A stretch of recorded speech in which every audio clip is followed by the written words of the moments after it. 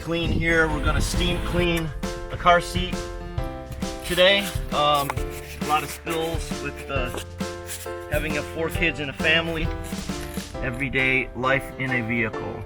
So basically we have a special tool for this process. The Everest 650 HP idle, which is the biggest machine they make. It retails close to about $40,000.